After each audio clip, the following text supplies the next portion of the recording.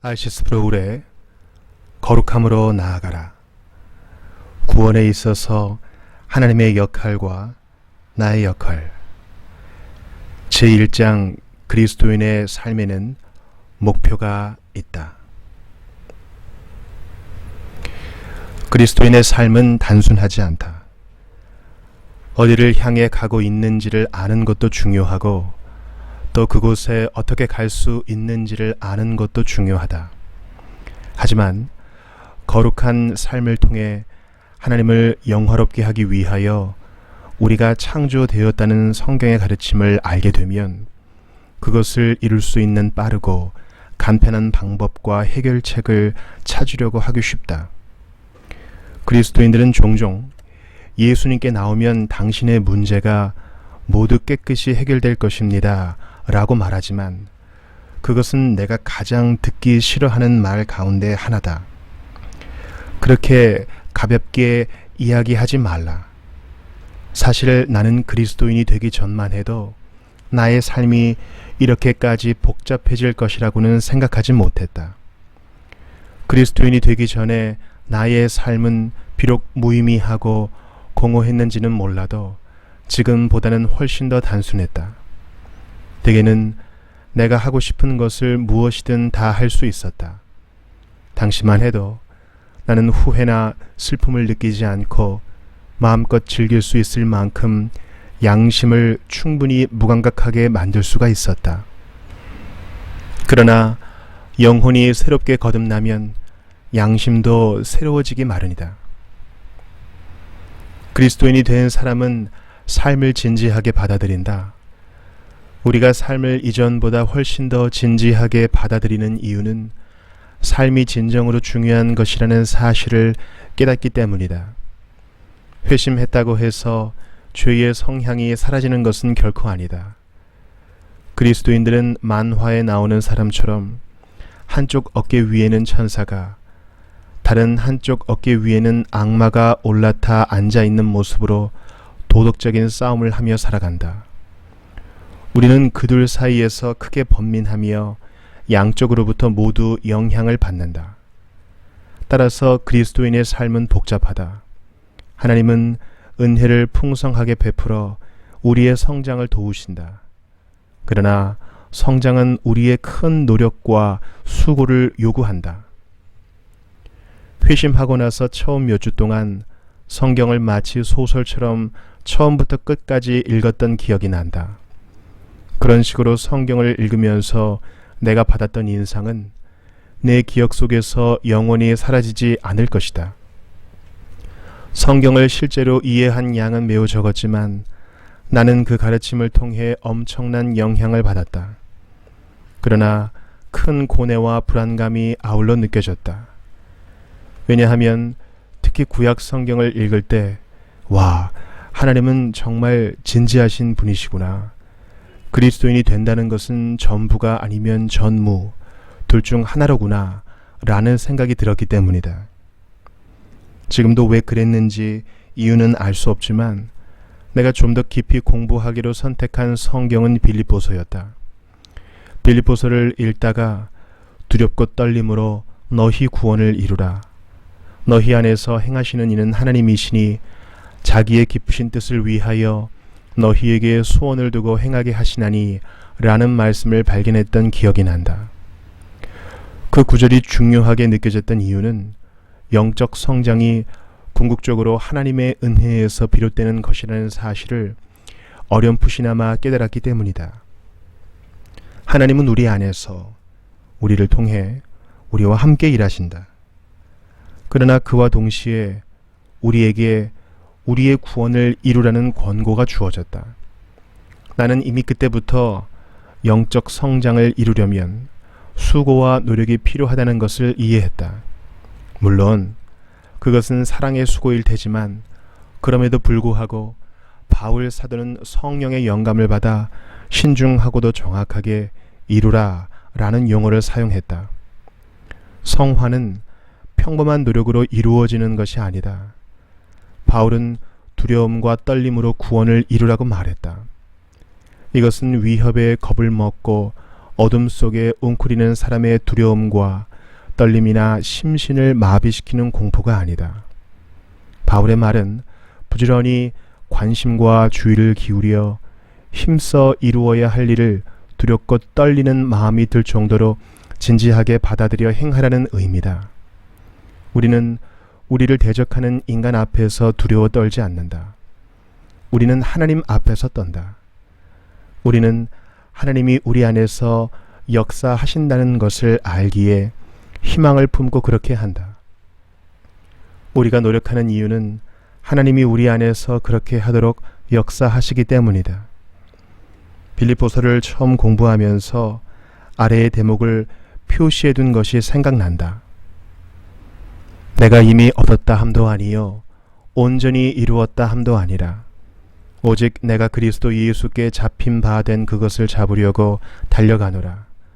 형제들아, 나는 아직 내가 잡은 줄로 여기지 아니하고 오직 한 일, 즉 뒤에 있는 것은 잊어버리고 앞에 있는 것을 잡으려고 표대를 향하여 그리스도 예수 안에서 하나님이 위에서 부르신 부름의 상을 위하여 달려가노라. 빌립보서 3장 12에서 14절. 새 신자였던 나는 이 말씀을 읽고 큰 충격을 받았다. 초대교회 당시 가장 위대한 신자였던 바울은 동료 신자들에게 나는 아직 목표에 도달하지 못했소. 나는 아직 얻지 못했소. 나는 아직 완전하지 않소 라고 고백했다. 갑자기 초조한 생각이 들었다. 그리스도인이 된 지 벌써 서너 달이 지났는데 왜 결승선을 통과하지 못했다는 것인지 그 이유를 이해하기가 어려웠다. 바울 사도는 우리가 걸어가야 할 순례의 길이 평생 계속되는 것이라고 말했다. 나로서는 그것이 너무 어렵게만 느껴졌다. 경주자의 종류는 다양하다. 100m를 달리는 경주자도 있고 마라톤을 달리는 경주자도 있다. 달리기의 종류에 따라 경주자의 심리도 완전히 달라진다. 나는 마라톤 경주자가 아닌 단거리 경주자다. 나는 오랫동안 계속되는 일보다 시작과 끝이 분명한 간단한 일을 훨씬 더 잘 처리한다. 나는 결승선이 보이는 일을 좋아하고 짧은 순간에 모든 힘을 쏟아 끝낼 수 있는 일을 원한다. 그러나 신앙생활은 그렇지가 않다. 신앙생활은 마라톤과 같다. 인내하는 법을 배워야 한다. 계속해서 꾸준히 해나가야 한다. 신앙생활을 계속해서 꾸준히 해나가는 법을 터득해야 한다.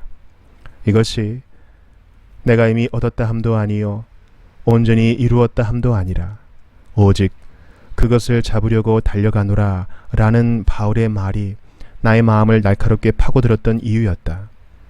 계속 가는 것만으로는 부족하다. 힘껏 달려가야 한다. 여기에서 달려가다로 번역된 헬라어는 힘과 압박을 가하는 것을 의미한다. 그렇다면 이 말을 우리에게 어떻게 적용해야 할까? 우리는 늘 영적으로 최고조에 달하는 상태로 살려는 경향이 있다. 우리는 단번에 온전히 거룩해지기를 바란다. 우리는 100m 달리기에서 승리한 것을 축하하며 편안히 휴식하기를 원한다. 그러나 신앙생활은 다르다. 100m 달리기를 끝내고 결승선을 통과한 후 녹초가 되어 땅바닥에 주저앉아 숨을 헐떡이며 가쁘게 몰아쉬는데 또다시 선수 제자리, 준비, 출발이라는 소리가 들려온다.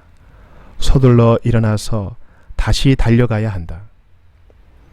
실망스러울지 몰라도 이 경주는 빨리 끝나지 않는다. 그러나 바울이 인내한 이유에 주목하라.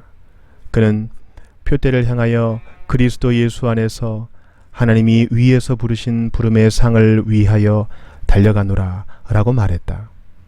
그는 마치 나는 천국을 향한 경주를 달리고 있어 성부께서 창세전에 자기 백성을 위해 예비하신 상을 위해 달려가고 있어. 그리스도께서 나를 값주고 사신 목적을 위해 달려가고 있어. 그분이 나를 소유하신 목적은 자기가 성부 하나님의 나라에 예비해 두신 보화를 얻게 하고 또 천국을 소유할 수 있게 하기 위해서야 라고 말하는 듯하다.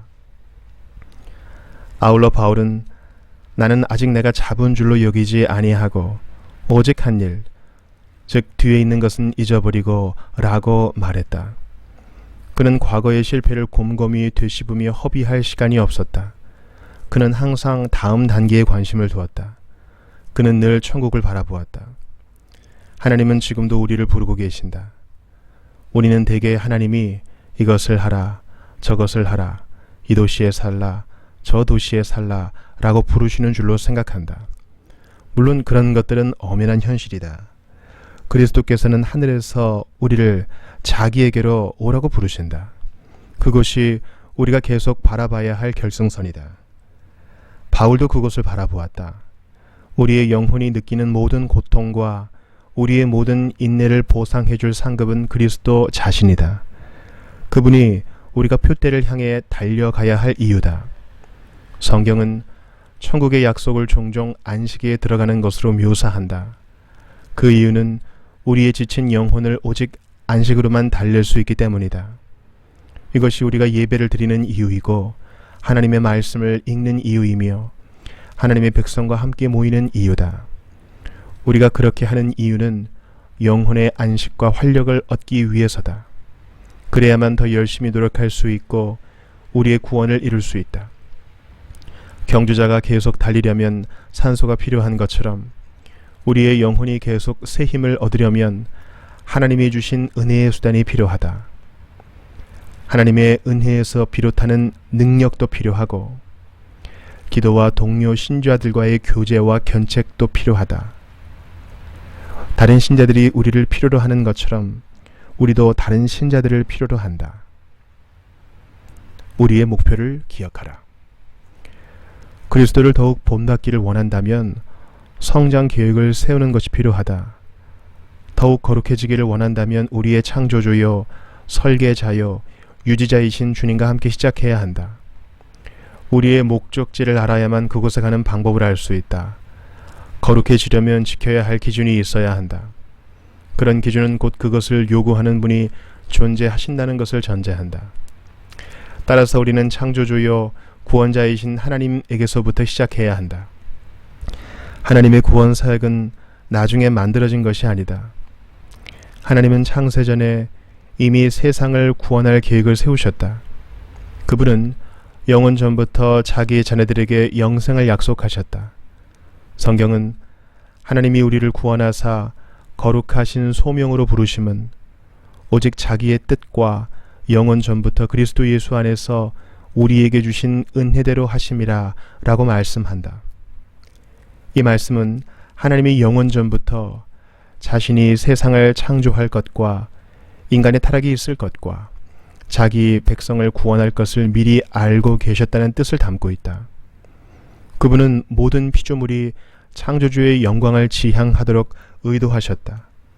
그 영광이 구원 사역을 통해 가장 놀랍게 드러났다. 그렇다면 하나님은 그런 목적을 염두에 두고 세상을 어떻게 창조하셨을까? 그분이 세상을 이렇게 창조하신 이유는 무엇일까? 창세기 1, 2장에 기록된 창조 기사를 읽어보면 일종의 계층적인 구조가 확립되어 있는 것을 알 수 있다. 작은 것에서 큰 것으로, 무생물에서 시작해서 식물과 동물을 거쳐 인간에 이르는 순서대로 만물이 창조되었다. 마치 차츰 절정을 향해 나아가는 것처럼 보인다. 내가 교회에서 자주 듣는 이야기는 창조 사역이 엿새째 되는 날에 절정에 이르렀다는 것이다. 그날에 하나님의 형상대로 인간이 창조되었고 그에게 온 땅을 다스릴 권한이 주어졌다. 창세기의 질서 있는 구조 속에서 엿새째 되는 날의 창조 사역이 최고조에 달한 것을 알 수 있다. 그러나 엿새째 되는 날을 창조의 절정으로 간주하는 것은 매우 위험하다. 왜냐하면 창조 기사는 엿새째 되는 날에 끝나지 않았기 때문이다. 창조 사역은 엿새 동안 이루어지지 않았다. 일곱째 날이 존재했다. 창조 사역이 절정을 향해 나갔다면 그 절정은 여섯째 날이 아니다. 그날은 바로 일곱째 날이다. 일곱째 날이 창조의 절정이다. 일곱째 날에 어떤 일이 일어났는가? 창세기 2장 1에서 3절은 천지와 만물이 다 이루어지니라. 하나님이 그가 하시던 일을 일곱째 날에 마치시니 그가 하시던 모든 일을 그치고 일곱째 날에 안식하시니라. 하나님이 그 일곱째 날을 복되게 하사 거룩하게 하셨으니 이는 하나님이 그 창조하시며 만드시던 모든 일을 마치시고 그날에 안식하셨음이니라 라고 말씀한다. 두 가지 사실에 주목하라. 첫째, 하나님이 일곱째 날에 안식하셨다. 둘째, 하나님은 일곱째 날을 따로 구별해 거룩하게 하셨다. 이는 하나님이 하루를 따로 떼어 보통의 날과 구별하셨다는 뜻이다. 이 날은 거룩한 날로 일컬어졌다. 그때 이후로 인간의 삶은 7일을 주기로 반복되었다. 하나님이 그런 식의 주기를 확립하신 이유는 무엇일까? 여기에는 인류와 가축과 땅을 위한 기능적이고 실용적인 목적이 담겨 있다. 인간에게 동물과 땅과 더불어 모든 수고와 노동을 그치고 안식할 기회가 주어진다. 휴식과 재충전을 위한 기회가 정기적으로 주어진다. 그러나 일곱째 날은 단지 노동을 그치고 쉬는 날이 아니다. 그날에는 모든 백성이 한자리에 모여 특별한 헌신을 통해 하나님의 위엄과 거룩하심을 찬양해야 한다. 오늘날에도 그리스도인들은 여전히 7일을 주기로 하는 삶의 리듬을 따르고 있다. 우리는 이를 통해 우리에게 창조와 구원의 궁극적인 목적을 상기시키며 경이로움과 감사의 마음으로 피조세계를 돌아다볼 수 있다. 우리는 안식일이 찾아올 때마다 하나님의 나라가 완성되어 천국에 있는 신자들의 대열에 합류하게 될 날을 기대한다. 히브리서 12장 23절이 말씀하는 대로 우리는 하늘에 기록된 장자들의 모임에 참여할 것이다. 그리스도께서는 지금 자신의 왕국을 건설하고 계신다. 장차 그분의 백성이 그 안식에 들어가게 될 것이다. 그들은 영화롭게 되어 완전한 상태에 이를 것이다. 남아있는 죄의 흔적이 우리에게서 모두 제거되고 온전히 거룩해질 것이다. 그 순간 하늘에서 창조의 목적이 온전히 이루어질 것이다. 우리는 우리의 안식에 참여하게 되고 성화의 과정이 완료될 것이다. 따라서 인간 외에 더 위대한 것은 우주에 존재하지 않는다는 세속 철학자들의 주장과는 달리 하나님의 말씀은 인간이 지닌 고유한 의미를 옳게 설명한다. 창조기사는 더 중요한 것을 향해 나아가는 구조로 되어 있지만 인간의 창조가 궁극적인 목적은 아니다. 인간의 창조는 단지 두 번째로 중요할 뿐이다. 우리는 여섯째 날에서 멈춰서는 안 된다. 우리는 일곱째 날로 나아가서 안식일의 거룩함을 통해 하나님을 영화롭게 하는 것이 창조의 목적이라는 사실을 깨달아야 한다. 만물이 다 그로 말미암고 그를 위하여 창조되었고 골로새서 1장 16절 말씀대로 모든 것이 그리스도로 끝난다. 거기에는 인간도 포함된다. 하나님은 인간을 자신의 형상과 모양대로 독특하게 창조하셨다. 하나님의 형상으로 창조되었다는 것은 하나님이 육체를 지니고 계신다는 의미일까? 그렇지 않다. 우리는 하나님의 물리적인 형상대로 창조되지 않았다. 인간은 하나님처럼 생각과 의지를 지니고 있다. 그러나 하나님의 형상으로 창조되었다는 것은 그런 차원을 훨씬 더 뛰어넘는 의미를 지닌다. 형상의 목적은 자기와 다른 것을 반영하고 반사하는 것이다. 구약 성경을 주의 깊게 읽어보면 하나님의 성품을 반영하고 반사하는 것이 삶의 목적이라는 것을 알 수 있다. 하나님은 거룩하시다. 우리는 그 거룩함을 반사해야 한다. 성화의 과정은 거룩해지는 과정이다. 우리는 우리의 구원을 이루어야 할 뿐 아니라 인간이 창조된 목적을 완수하려고 노력해야 한다. 우리는 하나님을 영화롭게 하고 온 우주 앞에서 그분의 성품을 반영하기 위해 창조되었다. 하나님은 자기 백성에게 내가 거룩하니 너희도 거룩할지어다 라고 요구하신다.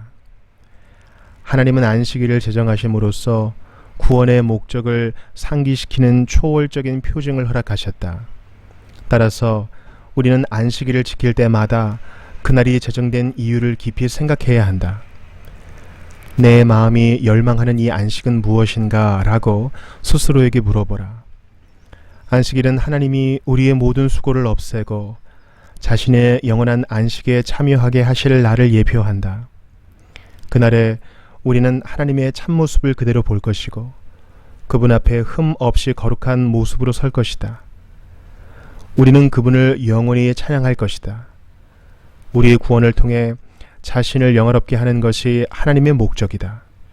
창조 사역도 그와 동일한 목적을 지닌다. 성장하기 위한 계획. 사람들은 종종 내게 내 삶을 위한 하나님의 뜻을 어떻게 알 수 있나요? 라고 묻곤 한다. 이것은 중요한 질문이다. 그 질문의 이면에 숨어있는 고뇌를 충분히 이해할 수 있다. 우리는 우리의 삶을 위한 하나님의 뜻을 여러 측면에서 구체적으로 분별하는 데 필요한 문제들을 논의할 수 있다. 그러나 나는 대개 우리의 삶을 위한 하나님의 궁극적인 뜻에 더 많은 관심을 기울여야 합니다. 왜냐하면 성경이 우리의 성화, 곧 거룩하고 순결해지는 것을 우리를 위한 하나님의 뜻으로 가르치기 때문입니다. 라고 대답한다. 우리는 행위를 중시하는 환경 속에서 살고 있기 때문에 많은 업적을 이루어야만 하나님을 기쁘시게 할 수 있다고 생각하는 경향이 있다. 물론 행위의 중요성을 부인하려는 의도는 전혀 없다. 하나님을 위해 선한 일을 열심히 하는 것이 우리의 의무다. 그러나 하나님은 우리의 행위보다 우리의 성품에 훨씬 더 많은 관심을 기울이신다. 하나님은 우리가 훌륭한 신앙 인격과 경건함을 갖추어 그리스도의 형상을 본받기를 바라신다. 바울 사도는 삶의 막바지에 이르러 디모데에게 나는 선한 싸움을 싸우고 나의 달려갈 길을 마치고 믿음을 지켰으니 라고 말했다. 그는 자신이 곧 결승전에 도달할 것을 알았다. 우리는 목적이라는 말로 결승선의 개념을 묘사한다. 다양한 사업체와 기관들이 목적 진술문을 만들어 자신들의 존재 이유를 밝힌다. 그들의 존재 이유, 곧 그들이 이루려고 하는 것이 목적이라는 말로 간략하게 요약된다. 그들은 우리의 목적에 도달하거나 그것을 이루려면 어떤 전략을 세워야 할까라고 묻는다. 그들은 자기들이 가고자 하는 곳에 도달하기 위해 도움이 될 만한 여러 가지 목표와 계획을 세운다. 기업의 경우처럼 우리의 존재 이유가 곧 우리의 목적이다. 자신을 향해 내가 나의 삶을 통해 이루려고 노력하는 목적이 무엇인가 라고 물어보라. 목적을 성공적으로 이루려면 그렇게 하도록 도와줄 목표와 계획이 필요하다. 그러나 우리의 목표는 너무 크거나 작을 때가 많다. 우리 자신을 과대평가하면 목표를 이루지 못했을 때 실망할 수밖에 없다. 그런 실망을 피하려면 현실적인 목표를 세워야 한다. 또 우리 자신을 과소평가해 목표를 작게 세우면 목표를 쉽게 이루고 나서 자만하며 지루해할 수 있다. 그렇게 되지 않으려면 좀 더 도전적인 목표를 세우는 것이 필요하다. 우리의 분발을 자극하면서도 성취 가능한 구체적인 목표를 세우는 것이 중요하다.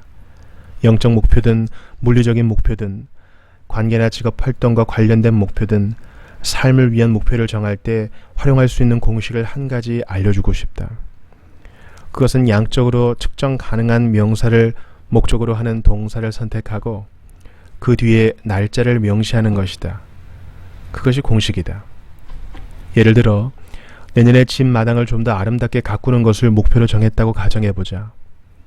이 경우 나는 무엇으로 마당을 좀 더 아름답게 만들 수 있을지를 숙고하고 나서 4월 31일까지 꽃나무 5그루를 심기로 결정했다.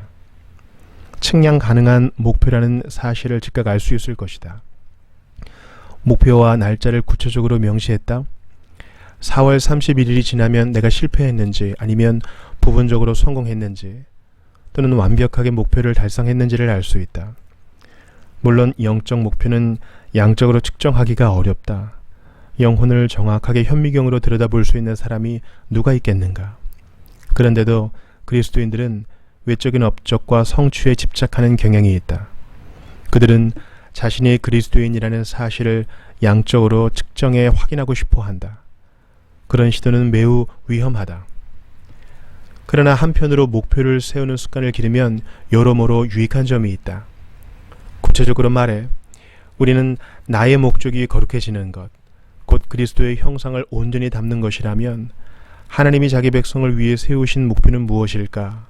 하나님이 나의 영적 성장을 돕기 위해 허락하신 수단은 무엇일까? 라고 물을 수 있다. 우리는 은혜의 수단과 그런 수단을 부지런히 활용해 주님 안에서 성장하는 방법에 관해 많은 것을 말할 수 있다. 예를 들어 성경은 핵심적인 은혜의 수단 가운데 하나다. 따라서 성경에 정통하는 것이 그리스도인인 나의 목표다. 하나님의 말씀으로 내 영혼을 먹이지 않으면 이 세상에서 성화의 목적과 관련해 큰 진전을 이루기가 어렵다. 또 하나의 중요한 은혜의 수단은 기도다. 기도 생활이 연약하면 영적 성장이 저해된다. 따라서 영적으로 성장하려면 좀 더 적극적으로 열심히 기도하는 것을 목표로 세워야 한다. 마찬가지로 주일 아침에 교회에서 예배를 드리는 것도 필요하다. 이것들이 은혜의 수단이다. 우리는 이것들이 신앙생활의 목표라고 말할 수 있다. 그렇다면 이런 수단들을 구체적인 목표로 전환하려면 어떻게 해야 할까? 성경을 더 잘 알고 싶은 생각이 있다고 가정해보자. 그런 경우는 공식적인 성경 공부 모임에 참여할 수 있다. 구체적으로 말해 About the Bible이나 프리셉트나 바이블 스터디 펠로십 같은 성경 공부 모임에 참여할 수 있다. 그런 모임들은 규율과 체계를 갖추고 있고 성경을 좀 더 열심히 공부할 수 있도록 독려한다. 물론 그런 모임에 참여한다고 해서 저절로 영적 성장이 보장되는 것은 아니다. 일과표에 성경 읽기나 성경 공부를 했다고 표시하는 것이 중요한 것은 아니다. 그런 양적인 측정만으로는 영적 성장이 이루어졌는지 확실하게 알 수 없다. 다만 그렇게 하면 은혜의 수단을 얼마나 잘 활용하고 있는지는 알 수 있다. 성경에 관한 책들을 읽으며 공부하거나 성경 공부 모임에 참여하거나 성경 대학에 다니는 방법 등을 선택하라. 기도를 좀 더 많이 해야 할 필요성을 느낄 때도 정기적으로 모여 기도하며 서로를 격려하는 기도 모임에 참여할 수 있다. 다른 신자들과 함께 기도하는 모임을 절대로 등한시하지 않겠다고 결심하라. 성화를 이루려면 교회 출석이 꼭 필요하다. 물론 충실하게 교회에 다닌다고 해서 반드시 믿음이 강한 그리스도인일 것이라는 보장은 없지만 다른 신자들과 함께 모이는 일을 등한시하면 성장이 위축될 수밖에 없다. 하나님이 우리의 영적 성장을 돕기 위해 마련하신 구체적인 행동 지침을 통해 영적 성장을 이루겠다는 생각을 실천에 옮기는 것이 중요하다. 지름길은 없다. 기독교 서점에 가보면 쉽게 영적 거장이 될 수 있는 법을 알려주겠다고 홍보하는 책들이 눈에 띈다. 그러나 그런 책들을 읽으면 시간과 돈만 낭비될 뿐이다. 왜 그럴까? 그 이유는 영적 성장을 쉽고 간단하게 이룰 수 있는 방법은 존재하지 않기 때문이다. 그것은 힘써 달려가야 할 고된 일, 즉 철저한 계획이 필요한 일이다. 예수님은 제자직에는 대가가 뒤따른다고 말씀하셨다. 그런 대가를 생각해 보지도 않고 그리스도를 따르겠다고 나서는 사람은 어리석다. 우리는 성경을 공부해 하나님이 우리의 삶을 통해 무엇을 이루기를 원하시는지, 그 과정에서 우리가 극복해야 할 장애 요인은 무엇인지, 하나님이 그런 것들을 극복하도록 돕기 위해 어떤 수단들을 허락하셨는지를 이해해야 한다. 그리스도처럼 되는 것, 모든 영적 성장의 목표. 그리스도의 제자로서 살아갈 계획이라면 정신을 바짝 차리고 행동해야 한다. 영적 성장을 이루려면 노력과 훈련은 물론 모든 역경과 장애 요인을 극복하는 데 필요한 대가를 기꺼이 감당하겠다는 결심이 필요하다. 우리 앞에 목표를 세워두면 어떤 방향으로 힘을 기울여야 할지 알 수 있다. 우리는 결심도 할 수 있고 열심도 낼 수 있지만 올바른 방향으로 나가지 않으면 올바른 목적지에 도달할 수 없다. 영적 성장의 목적은 무엇일까? 바꾸어 말해 신앙생활의 목적은 무엇일까? 앞서 말한 대로 창세기 1, 2장에 기록된 창조기사를 읽어보면 점진적으로 더 중요한 것을 언급하는 구조로 되어 있다. 여섯째 날과 인간의 창조를 창조 사역의 절정으로 간주해서는 안 된다. 우리는 일곱째 날, 곧 하나님이 자신의 창조 사역을 기뻐하며 안식하신 날을 절정으로 간주해야 한다. 하나님이 일곱째 날을 복되게 하사 거룩하게 하신 것처럼 우리를 거룩하게 할 목적으로 인간을 창조하셨다. 인간이 하나님을 창조하지 않았다. 하나님이 인간을 창조하셨다. 하나님이 인간을 위해 존재하는 것이 아니라 인간이 하나님을 위해 존재한다.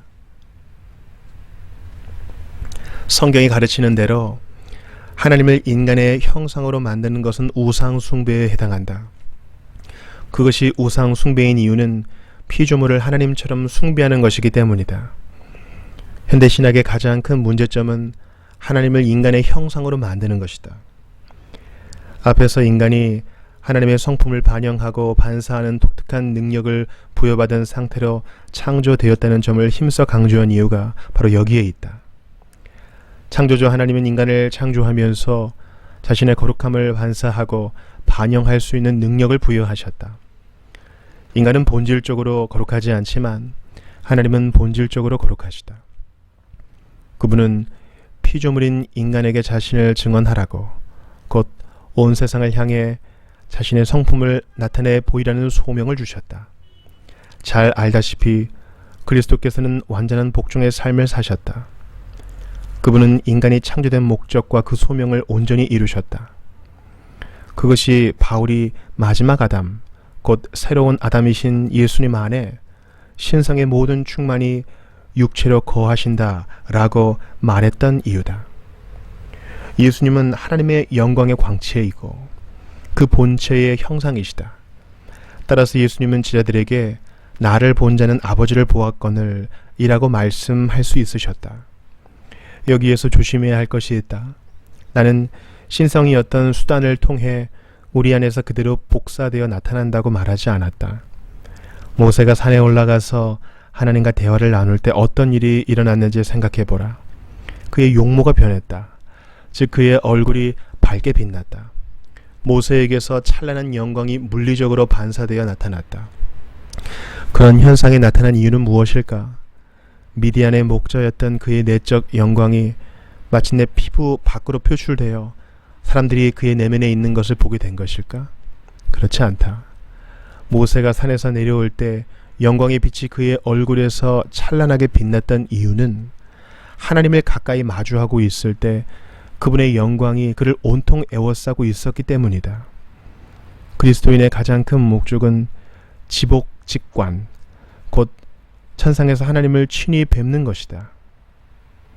우리는 이 영광을 위해 살고 기동하며 존재한다.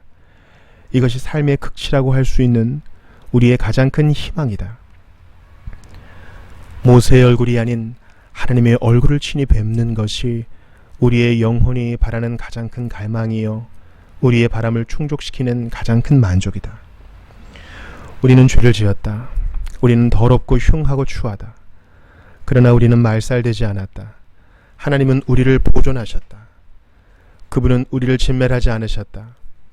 한 사람으로 말미암아 죄가 세상에 들어오고 죄로 말미암아 사망이 들어왔지만 하나님은 우리를 보존하고 구원하기로 작정하셨다. 은혜가 풍성하신 하나님은 지금도 여전히 나는 너희들의 하나님이 되리라. 나는 내 가운데에 머물리라. 하나님을 가까이 하라. 그리하면 너희를 가까이 하시리라. 내가 내 성막을 너희 중에 세우리니 내 처소가 그들 가운데에 있을 것이며 나는 그들의 하나님이 되고 그들은 내 백성이 되리라 라고 약속하신다. 하나님은 자기 백성과 계속 관계를 유지하신다. 그러나 그분이 지금도 분명하게 요구하시는 한 가지 절대적인 금지 조항이 있다. 그것이 무엇일까? 그것은 바로 내가 내 얼굴을 보지 못하리니 나를 보고 살 자가 없음이니라 라는 말씀이다. 하나님께 가까이 다가갈 수는 있지만 그분의 얼굴을 볼 수는 없다. 내가 내 등을 볼 것이요 얼굴은 보지 못하리라 라는 말씀대로 심지어 모세도 하나님의 얼굴을 볼 수 없었다. 우리는 죄를 지음으로써 너무나도 큰 영광을 잃어버렸다. 그렇다면 이 상태가 영원히 계속될까? 그렇지 않다라고 자신 있게 말할 수 있는 것이야말로 복음의 가장 좋은 소식이 아닐 수 없다. 요한은 자신의 첫 번째 서신에서 이렇게 말했다. 보라, 아버지께서 어떠한 사랑을 우리에게 베푸사 하나님의 자녀라 일컬음을 받게 하셨는가. 우리가 그러하도다. 그러므로 세상이 우리를 알지 못함은 그를 알지 못함이라. 사랑하는 자들아, 우리가 지금은 하나님의 자녀라. 장래에 어떻게 될지는 아직 나타나지 아니하였으나 그가 나타나시면 우리가 그와 같을 줄을 아는 것은 그의 참 모습 그대로 볼 것이기 때문이니. 요한일서 3장 1, 2절. 위의 말씀을 보니 영혼의 노래가 절로 나오지 않는가? 우리는 그분의 참모습을 그대로 볼 것이다.